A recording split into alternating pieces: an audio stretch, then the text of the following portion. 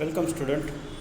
Today we are going to start this revision lecture of struggle for equality. I think at the end of this month it is scheduled our unit is second. Okay. So just we revise this lesson in the perspective of that examination. Okay. So here is the 11th lesson, that is the struggle for equality, as we saw it in our class offline. Okay, but today we are going to revise this lesson again with some important points. Okay, so in the first paragraph, which is an introduction to the struggle, why it is considered or referred as a struggle for equality. Due to some hindrance in the society exist before independence, so it makes our society into many sect or many divisions or many compartments.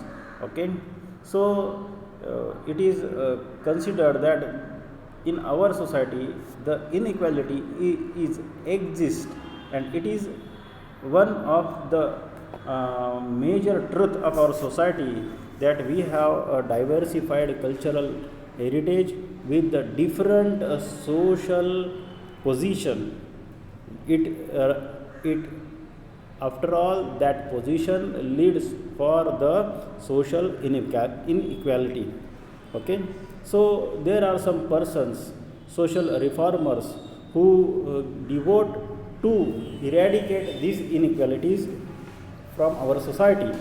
So here are some important personalities in these lessons which we are going to study or revise.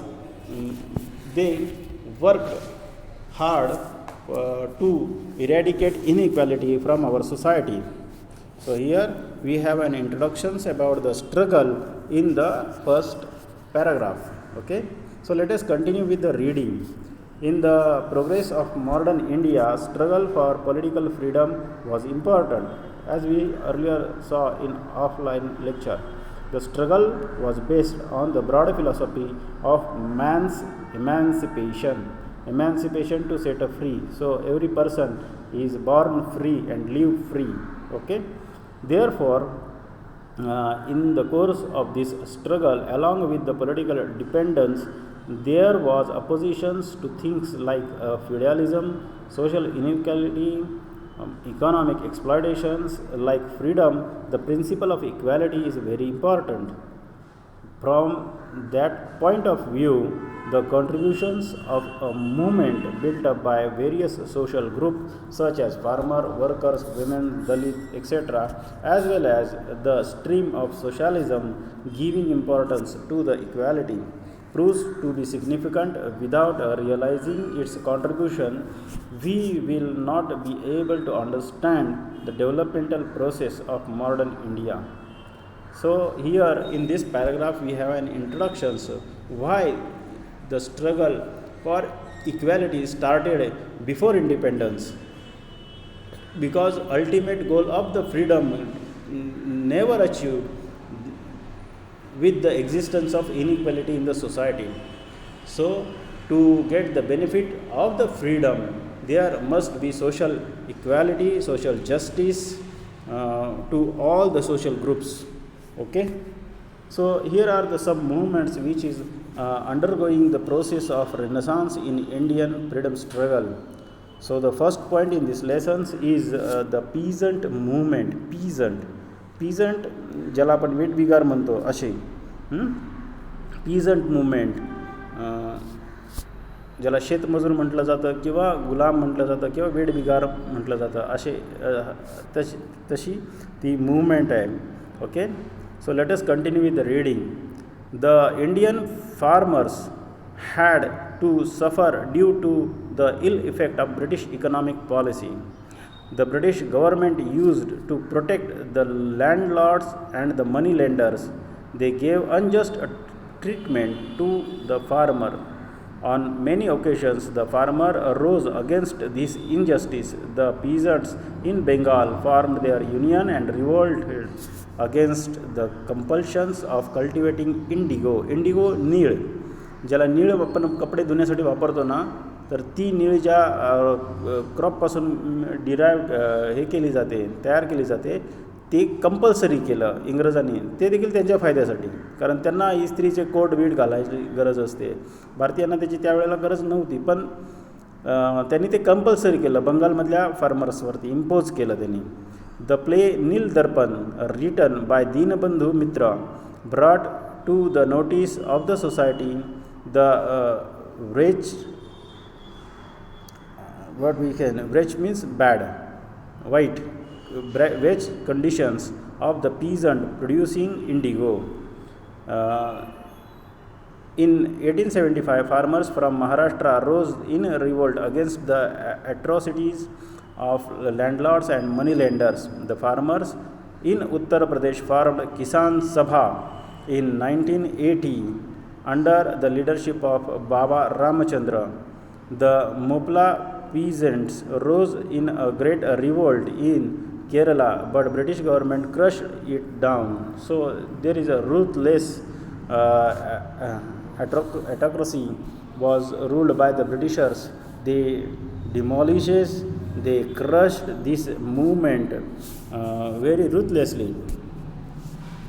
In 1936, with the initiative of Professor N.G. Ranga, the Akhil Bharatiya Kisan Sabha was established.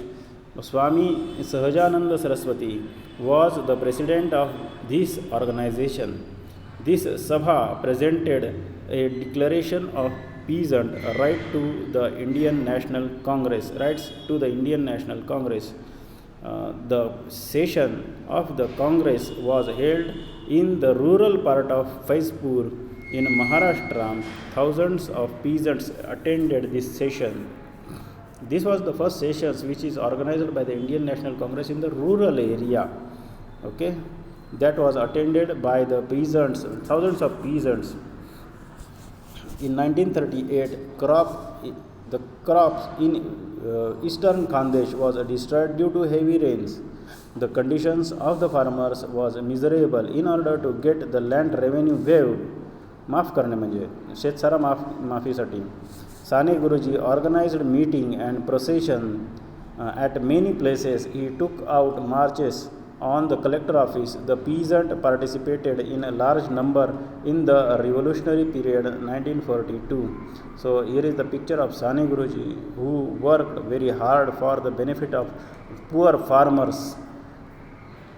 So we have one book on Sane Guruji, that is Shamchi Ai. If you get a chance to read that books, you can read it. It is very heart touching autobiography of Sane Guruji. Okay, so they also work for the workers also. Sane Guruji, look at this point. Sane Guruji built up the unity of the worker. He tried to create a strong center of workers union at Dhule, Ammalner.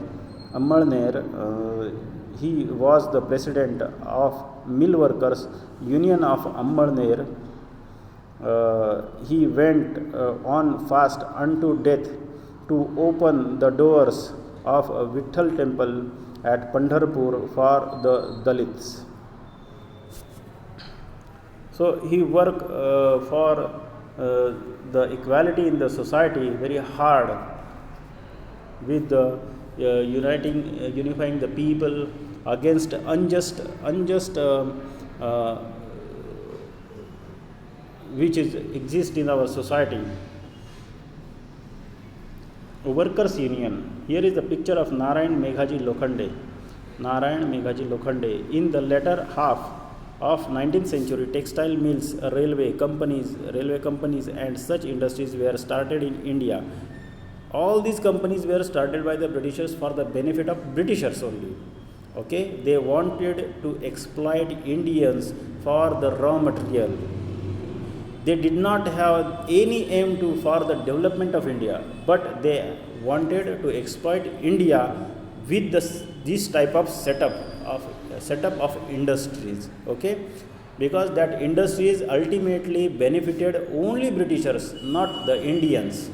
Okay, those who have faith in the British government, only that persons who belongs to the Indians get a chance to set up the industries. Okay, that industries are developed with the help of Britishers. Okay, it is not what we say, it is not aiming of the Deshabhakti, but it was for their own benefits. Britishers set up this type of industries near Mumbai, Kolkata, Chennai, like the ports. Okay, because set up industries near the port area, it was benefited to the Britishers for transportation purpose. Okay, so here are the some, they started exploiting Indian workers.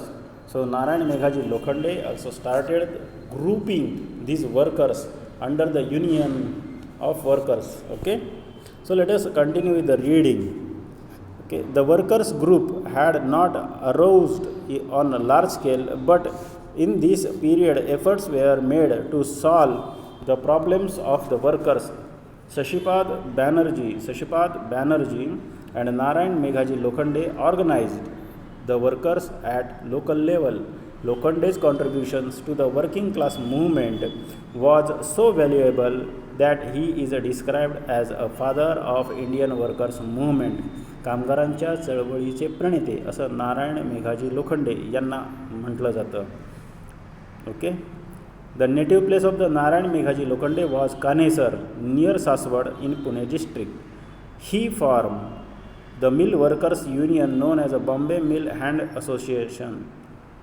In 1890, this workers union is believed to be the beginning of organized movement in India.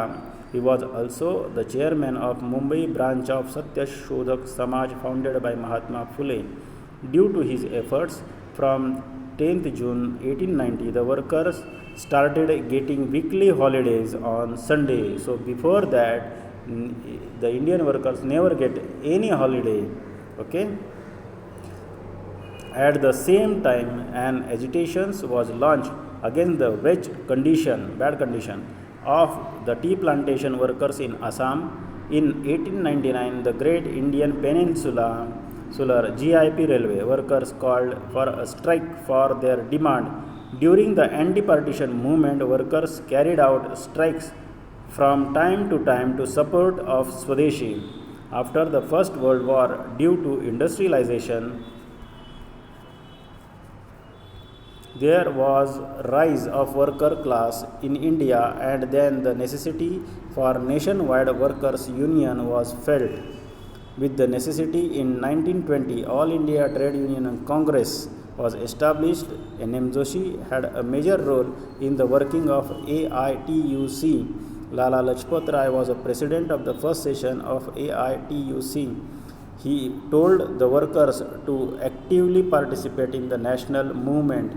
Shripad Amrut Dange, Muzaffar Ahmad, such socialist leaders, by spreading the social ideology among the workers, worked to form a militant organization.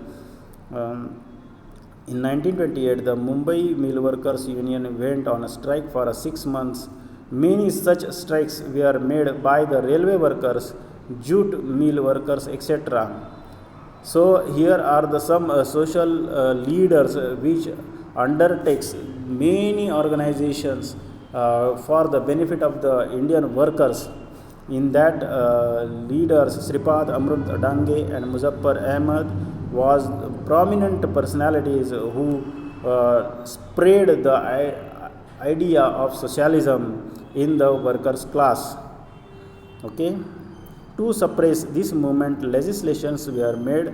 The workers' struggle proved to be supportive to the national movement. This union of the workers plays an important role to support the national movement or the freedom movement in India. Socialist movement. This was a prominent movement which plays an important role in the freedom movement. Okay, freedom for struggle for freedom. Okay, many of the young activists in Indian National Congress felt that for the protecting the interest of the people, it is necessary to overthrow the British government. Similarly,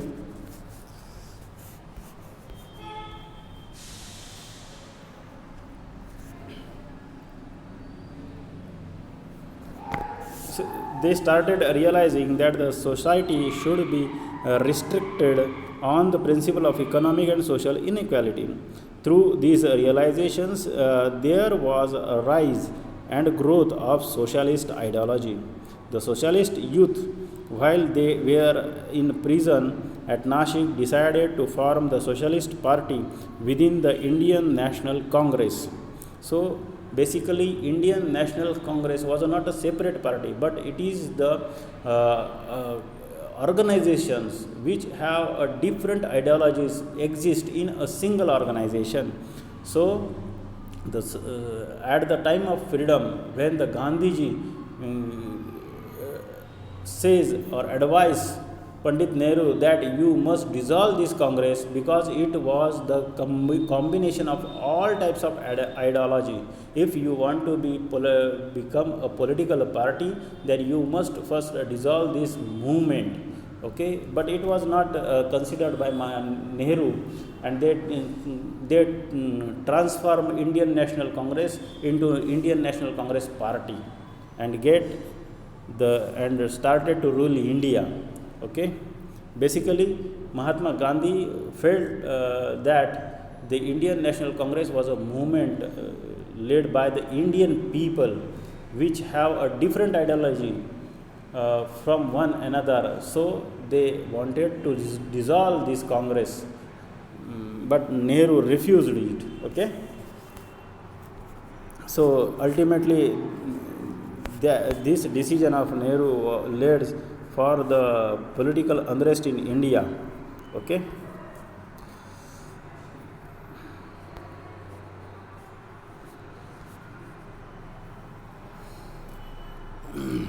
Congress, a Socialist Party, was formed, which includes leaders like. So here are some leaders like Acharya Narendra Dev, Jai Prakash Narayan, Minu Masani, Dr. Ram Manohar Lohia, in Quit India movement of 1942. So these are the main leaders of the 1942 national movement of Chale Jao Andolan. Okay, not Nehru, but these are the prominent personalities who gathered people, encouraged people to take a part in this Quit India movement of Congress. Okay, Indians got introduced to Karl Marx and the communism. Lokmanya Tilak had already written an article on Marx in 1881. The First World War, the influence the communism was felt in India. The Manavendranath Roy played an active role in the international communist movement. In 1925, the Communist Party was formed in India. The work of building militant organization of workers and the peasant was done by the young communist. The British government started feeling the danger of communist movement. Sripad Amrut Dange, Muzaffar Ahmad, Keshav Neelakant Joglekar were arrested. They were charged with the planning of conspiracy to overthrow the British rule. They were given different punishment. The trial took place at Meerut and therefore known as a Meerut conspiracy case. Even after the Meerut trial, the influence of communist workers movement remained constant. So still today, this communist ideology was exist in India. Okay, they first of all, this communist ideology started or spread in India because the leaders through these communist ideologies were played an important role in the to spread this ideology in India. They were the great leaders. But afterwards, when after the independence, these communists were influenced by the outsiders. So later on, this ideology started to decline in India. Now it is already in the hands of foreigners. So today we facing the problem due to communism.